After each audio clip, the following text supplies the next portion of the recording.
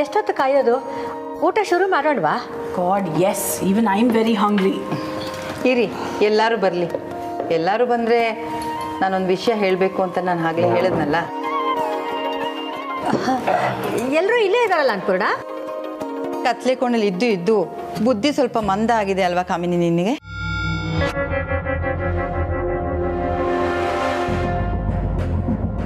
ಕಮಲಿ ಇಲ್ಲ ಅಂತ ಕಾಣಿಸ್ತಾ ಇಲ್ವಾ? ಅತ್ತೆ ಮರೆ, ಅವ್ರಿಗೆ ಹಸುವಾಗೈತೆ ಅಂದರೆ ಅವ್ರು ಶುರು ಮಾಡ್ಕೊಳ್ಳಿ ಬಿಡಿ.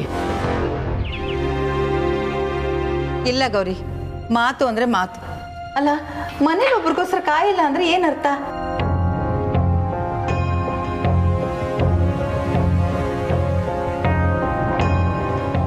ಮುಂದೆ ಯಾವತ್ತಾದರೂ ಮನೆಯವ್ರಿಗೆ ತೊಂದರೆ ಆದರೆ ಸಹಾಯಕ್ಕೆ ಬರಲ್ಲ ಅಂತನಾ? ಆ ಗುಣ ಬರಬೇಕು ಅಂದರೆ ಇಲ್ಲಿಂದನೇ ಸರಿ ಹೋಗಬೇಕು ಗೌರಿ. ಊಟಕ್ಕೆ ಎಲ್ಲರೂ ಒಟ್ಟಿಗೆ ಕೂರಬೇಕು, ಕಷ್ಟ ಸುಖನ ಒಟ್ಟಿಗೆ ಹಂಚ್ಕೋಬೇಕು. ಅದೇ ತಾನೇ ಜೀವನ. ಈ ಲೆಕ್ಚರ್ಗೇನು ಕಮ್ಮಿ ಇಲ್ಲ. ಆ ಕೆಸರಿನ ಕಮ್ಲಿನ ತಲೆ ಮೇಲೆ ಕೂರಿಸ್ಕೊಂಡು ಮೆರೀತಿದ್ದಾರೆ. ಸಂಸಿ ಅಜ್ಜಿ, ಅಪ್ಪ ಏನು ಔಷಧಿ ಎಲ್ಲ ಎತ್ ಮಾಡಕ್ತಿದ್ದಾರೆ.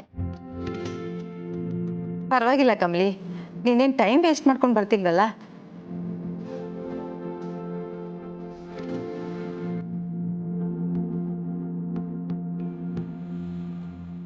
ಅಪ್ಪಯ್ಯ, ಕೆಂಪು ಡಬ್ಬಿಲಿರೋ ಮಾತ್ರ ಎಲ್ಲ ಮಧ್ಯಾಹ್ನ ಊಟ ಆದ್ಮೇಲೆ ತಗೋಬೇಕು.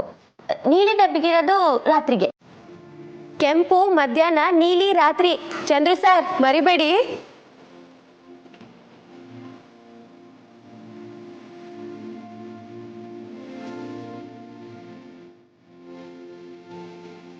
ನಿಂಗಿ, ಇನ್ನು 2 ದಿವಸ ಚಂದ್ರು ಸರ್ ಅಂತ ಕರಿತೀಯ ನೀನು? ಅಯ್ಯೋ, ಮತ್ತಿನ್ನೇನಂತ ಕರೀಲಿ ಸರೋಜಕ್ಕ? ನಾನು ಏನಂತ ಕರಿತೀಯ? ಸರೋಜಕ್ಕ. ನಾನು ಅಕ್ಕ ಅಂದ್ಮ್ಯಾಕೆ ಅವನೇನು ಭಾವ ಅಥವಾ ಮಾವ?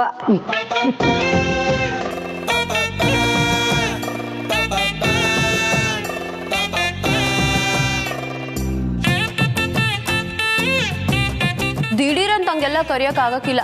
ನಿಧಾನಕ್ಕೆ ರೂಢಿ ಮಾಡ್ಕತ್ತೀನಿ. ಸರಿನಾ ಚಂದ್ರು ಸರ್ ಮಾವ?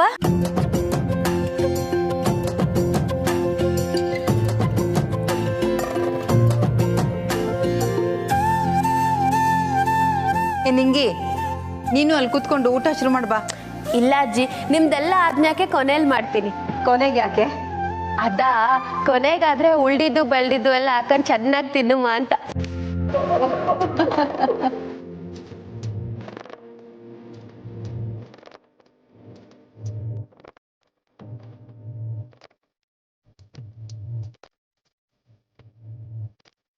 ಏನೇ ಕಮ್ಮಿ, ನಿನ್ ಗೆಳ್ತಿನೇ ಬಿಟ್ಟು ಊಟ ಮಾಡ್ತೀಯಾ?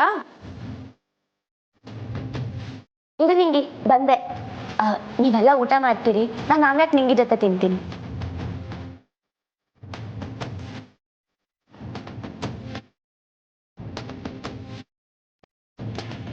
ಕಮಲಿ, ಇಲ್ಲೇ ಕುತ್ಕೋ. ನಾನು ಹೇಳೋ ಮಾತೆಲ್ಲ ನೀನು ಕೇಳಿಸ್ಕೋಬೇಕು. ಸರಿ, ಈಗ ನಾನು ಏನು ಹೇಳಬೇಕು ಅಂತಿದ್ದೀನೋ ಆ ವಿಷಯನ ಹೇಳ್ಬಿಡ್ಲಾ?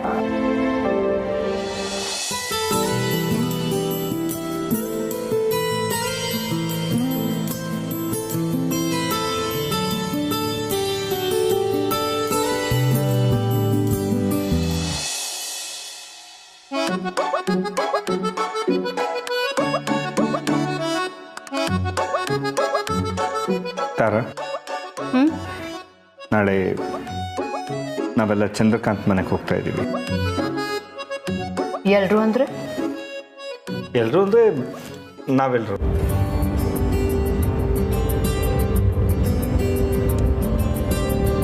ಚಂದ್ರು, ಅನ್ನಪೂರ್ಣಮ್ಮ ಇಬ್ಬರ ಹತ್ರನೂ ಮಾತಾಗಿದೆ. ಅರ್ಥ ಆಗ್ತಿಲ್ಲ ರಮೇಶ್. ಮಾತಾಗಿದೆ ಅಂದರೆ ಯಾವುದ್ರ ಬಗ್ಗೆ? ರಿಷಿ, ನಿಮ್ಮ ಅಮ್ಮಗೇನು ಹೇಳಿಲ್ವಾ? ನೀವೇ ಹೇಳಿ ಅಂತ. ಅನ್ನಪೂರ್ಣ, ಸಸ್ಪೆನ್ಸ್ ಮೂವಿ ಥರ ಬರೀ ಬಿಲ್ಡಪ್ಪೇ ಕೊಡ್ತಾ ಇದೆಯಾ? ಉಂಡಿ ಹೊಡಿ, ಮಾತುಗಳು ಉದರ್ಲಿ.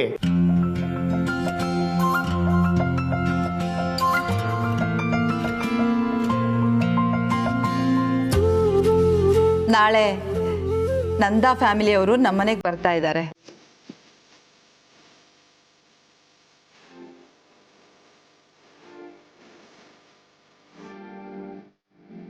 ನಂದ ಫ್ಯಾಮಿಲಿಯರು ಅಂದ್ರೆ ರಿಷಿ ಸರ್ ಮನೆಯವರಲ್ವಾ? ಹೌದು. ಅತ್ತೆ, ಅವ್ರು ಯಾಕೆ ಬರ್ತಿದ್ದಾರೆ? ಯಾಕೆ ಬರ್ತಿದ್ದಾರೆ ಅಂದರೆ ಅವ್ರು ನಮ್ಮ ಗೆಸ್ಟು, ಅದಕ್ಕೆ ಬರ್ತಿದ್ದಾರೆ.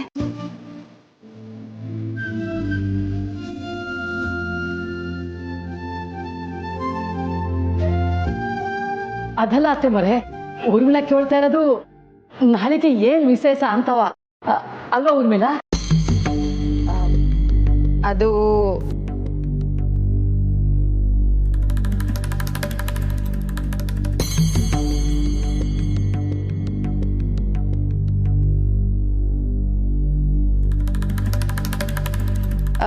ಏನೋ ಗೊತ್ತಿಲ್ಲ, ನಾಳೆ ಏನೋ ಮುಖ್ಯವಾದ ವಿಚಾರ ಮಾತಾಡಬೇಕು ಅಂದರು, ಅದಕ್ಕೆ ಬರ್ತಿದ್ದಾರೆ.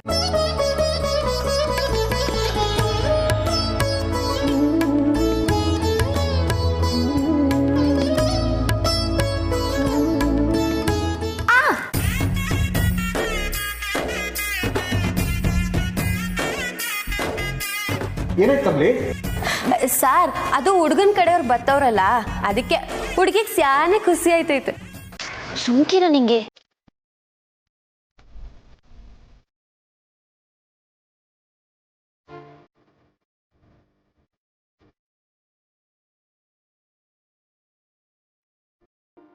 ಗೌರಿ ಬರ್ಸಮ್ಮ ಎಲ್ಲ.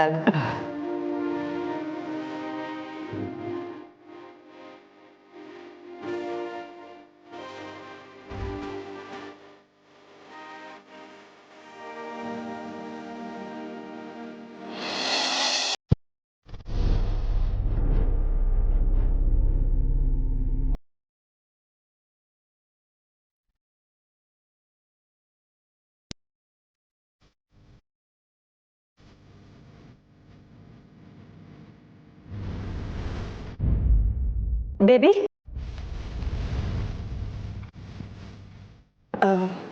ಈಗ ನಿನ್ನ ಹತ್ರ ಮಾತಾಡ್ಬೋದಾ?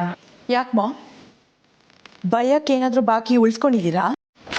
ಬೇಬಿ ಪ್ಲೀಸ್, ನಾವು ಹೀಗೆ ಮಾತಾಡದೇ ಇದ್ರೆ ನಮ್ಮಿಬ್ಬರ ಮಧ್ಯೆ ಇರೋ ಅಂತರ ಇನ್ನೂ ಜಾಸ್ತಿ ಆಗುತ್ತೆ. ಆಮೇಲೆ ನೀನೊಂದು ಮೂಲೆ ನಾನೊಂದು ಮೂಲೆ ಅಂತ ಕೂರ್ಬೇಕಾಗುತ್ತೆ. ಹಾಂ, ಅದೇ ಅಲ್ವಾ ನಿಮಗೆ ಬೇಕಾಗಿರೋದು? ಆಗಿದ್ದಾಯ್ತು ಬಿಡು ಬೇಬಿ. ಈಗ ನಾನೇ ಸಮಾಧಾನ ಆಗೋಣ ಅಂತ ಬಂದಿದ್ದೀನಿ ತಾನೆ. ಇನ್ನು ಸಮಾಧಾನದಿಂದ ಇದ್ರೆ ಸಮಾಧಿನೇ. ಬೇಬಿ ಪ್ಲೀಸ್, ಯಾಕೆ ಹೀಗೆಲ್ಲ ಮಾತಾಡ್ತಿದ್ಯಾ? ಪ್ಲೀಸ್ ಹೋಗಿ, ನೀವು ನನ್ನ ಸ್ವಲ್ಪ ಯೋಚನೆ ಮಾಡಕ್ ಬಿಡಿ ಮಾಮ್. ಯೋಚನೆನಾ? ಯಾವ್ದ್ರ ಬಗ್ಗೆ? ಡೈನಿಂಗ್ ಹಾಲಲ್ಲಿ ಬರೀ ತಿಂಡಿ ಮೇಲೆ ಗಮನ ಆಯ್ತಾ ಮಾಮ್ ನಿಮಗೆ? ಅಜ್ಜಿ ಹೇಳಿದ್ದು ಕೇಳಿಸ್ಕೊಂಡಿಲ್ವಾ? ಹಾಂ, ನಾಳೆ ರಮೇಶನ್ ಫ್ಯಾಮಿಲಿ ಬರ್ತಿದ್ದಾರೆ ಅಂತ ಹೇಳಿದ್ರು. ಏನರ್ಥ? ನಾನು ಏನಾಗಬಾರ್ದು ಅಂತ ಅನ್ಕೊಂಡಿದ್ನೋ ಅದೇ ಆಗ್ತಿದೆ. ಮಾಮ್, ನೀವು ನನ್ನ ಹೊಡೆದಿದ್ದಕ್ಕೆ ಸಿಂಪತಿ ತೋರ್ಸಕ್ ಬಂದಿದ್ರೆ I am so sorry, but please leave. ಅದ್ರ ಬಗ್ಗೆ ಯೋಚನೆ ಮಾಡೋಕ್ಕೆ ನಂಗೆ ಟೈಮ್ ಇಲ್ಲ ಮಾಮ್. ಈ ಅಮ್ಮ ಮಾತ್ರ ಮಾತಾಡೋಣ ಅಂತ ಅನ್ಕೊಂಡ್ರೆ ಎವ್ರಿ ಟೈಮ್ ಮಾತಾಡುವಾಗ ಅಜ್ಜಿ ಕಣ್ಣು ಅವ್ರ ಮೇಲೆ ಬೀಳುತ್ತೆ. ಯಾವ ಪ್ಲಾನ್ ಮಾಡೋಕ್ಕೂ ಸಾಧ್ಯನೇ ಇಲ್ಲ. ಯಾಕೆ ಇಷ್ಟೊಂದು ತಲೆ ಕೆಡ್ಸ್ಕೊಂಡಿದ್ಯಾ ನೀನು? ಏನಾಯ್ತು ಬೇಬಿ? ನಾಳೆ ನಮ್ಮ ಮನೆಗೆ ರಿಷಿ ಅಂಡ್ ಫ್ಯಾಮಿಲಿ ಯಾಕೆ ಬರ್ತಿದ್ದಾರೆ ಅಂತೀರಾ? ಕಮಲಿ ಮತ್ತೆ ರಿಷಿ ಎಂಗೇಜ್ಮೆಂಟು ಇಲ್ಲ ಮದ್ವೆ ವಿಷಯ ಮಾತಾಡಕ್ಕೆ ಬರ್ತಿದ್ದಾರೆ. ಅದೇ ನೀನು ಹೇಗೆ ಹೇಳ್ತಿದ್ಯಾ? No chance. ಅವ್ರು ಸುಮ್ಮನೆ ಹೀಗೆ ಕ್ಯಾಶುವಲ್ ಆಗಿ ಮಾತಾಡೋದಕ್ಕೆ ಬರ್ತಿರ್ಬೋದು. ನನ್ನ ಟೆನ್ಷನ್ ನಿಮ್ಗೆ ಯಾರಿಗೂ ಅರ್ಥ ಆಗಲ್ಲ. Just leave mom. ನನಗೆ ಅರ್ಥ ಆಗತ್ತೆ ಬೇಬಿ.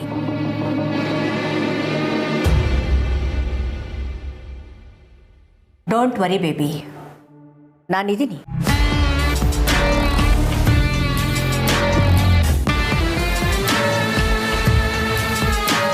ಎಲ್ಲ ನೋಡ್ಕೊತೀನಿ. ಓಕೆ?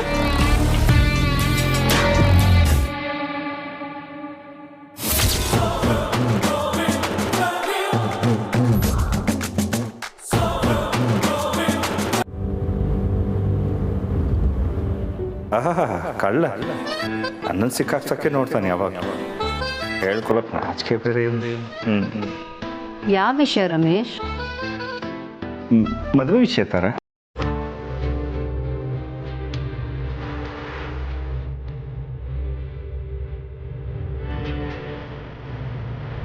ರಿಷಿ ಮತ್ತು ಕಮಲಿ ನಿಶ್ಚಿತಾರ್ಥದ ಪ್ರಸ್ತಾಪ ಇಟ್ಕೊಂಡು ಹೋಗ್ತಾ ಇದ್ದೀವಿ.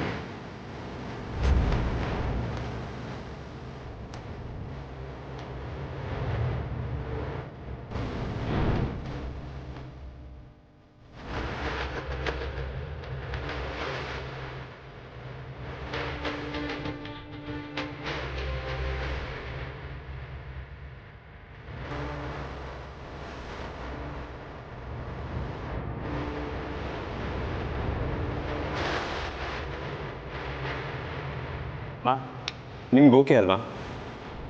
ಸಡನ್ನಾಗಿ ಹೇಳಬೇಕು ಅನ್ನೋದು ನನ್ನ ಉದ್ದೇಶ ಅಲ್ಲ. ಸಣ್ಣ ಸರ್ಪ್ರೈಸ್ ಇರಲಿ ಅಂತ ಹೀಗೆ ಮಾಡಿದೆ. ನಿಮ್ಗೆ ಹ್ಯಾಪಿ ಅಲ್ಲ?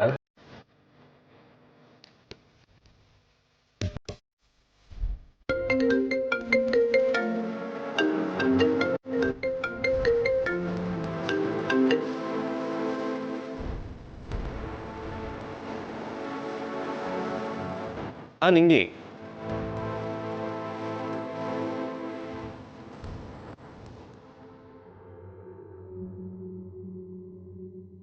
ಯಾವುದೇ ಕಾರಣಕ್ಕೂ ಈ ಮದ್ವೆ ಮಾತುಕತೆ ಆಗೋದಕ್ಕೆ ನಾನು ಬಿಡಲ್ಲ ರಮೇಶ್.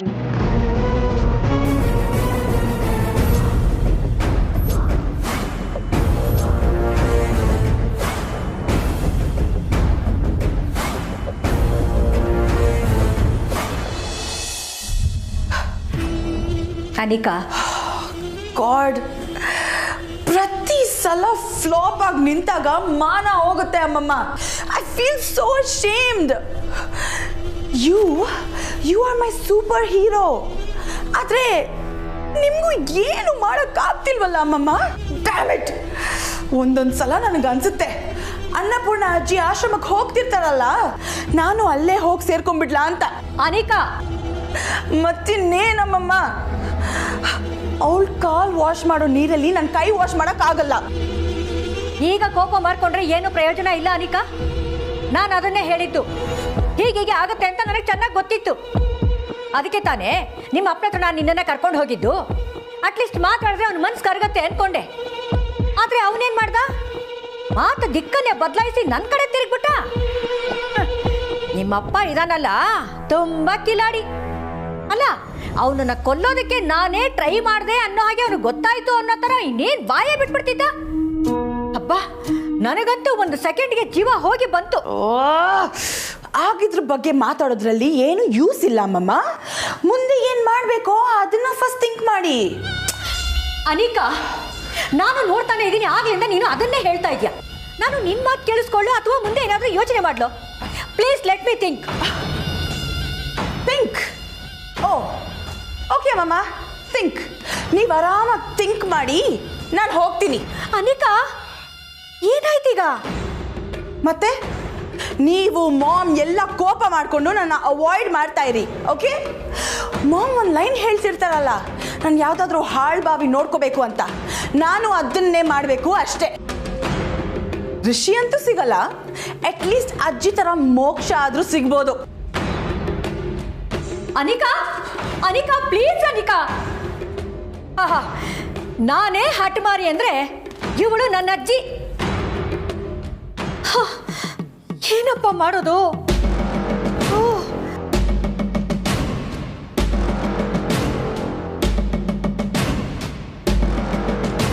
ಇದು ನಮ್ಮ ರಿಷಿ ಲೈಫ್ ಪ್ರಶ್ನೆ. ನೀನು ಹೀಗೆ ಮಾತಾಡಿದ್ರೆ ಹೇಗೆ? ಅದೇ ಕಾರಣಕ್ಕೇನೆ ಹೀಗೆ ಮಾತಾಡ್ತಿರೋದು.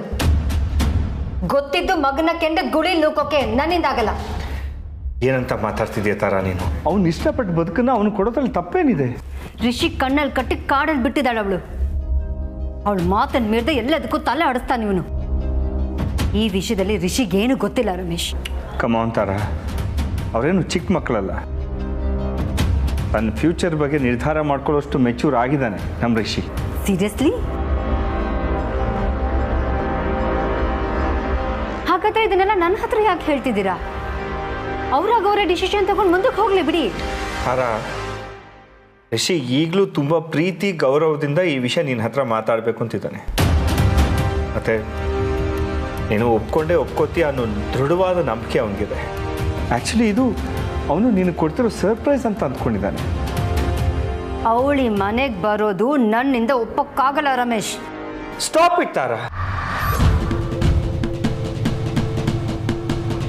ಯಾಕೆ ಕಮಲಿ ಮೇಲೆ ಇಷ್ಟೊಂದು ದ್ವೇಷ ಸಾಧಿಸ್ತೀಯ ನೀನು? ಎಲ್ರಿಗೂ ಗೊತ್ತು ಕಮಲಿ ಎಂಥ ಒಳ್ಳೆ ಹುಡುಗಿ ಅಂತ. ಆದರೆ ನಿನ್ನ ಕಣ್ಣಿಗೆ ಮಾತ್ರ ಅವಳು ಕೆಟ್ಟವಳ ಕಾಣಿಸ್ತಾಳೆ. ಹಾಂ,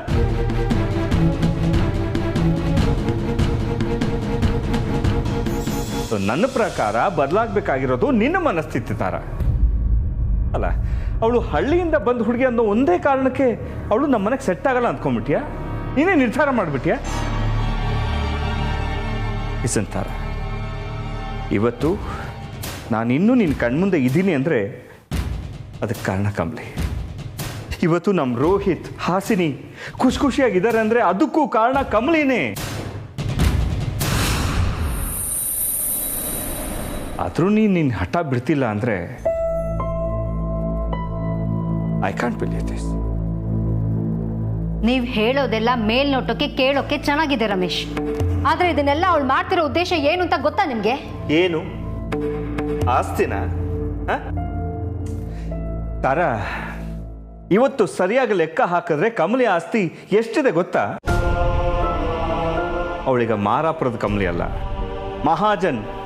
ಮಹಾಜನ್ ಮಂತನದ ಮಗಳು ಅವಳು.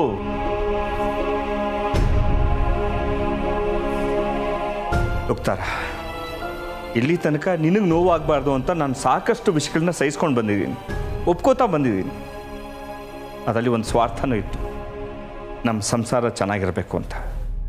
ಇವತ್ತು ಅದೇ ಸ್ವಾರ್ಥದಿಂದ ಹೇಳ್ತಾ ಇದ್ದೀನಿ, ಕಮಲಿನೇ ನಮ್ಮ ಮನೆ ಸೊಸೆ. ಓಕೆ, ನಿನಗೆ ಬರೋಕ್ಕಿಷ್ಟ ಇಲ್ಲ ಅಂದರೆ ನೋ ಪ್ರಾಬ್ಲಮ್, ನೀನು ಬರೋದು ಬೇಡ.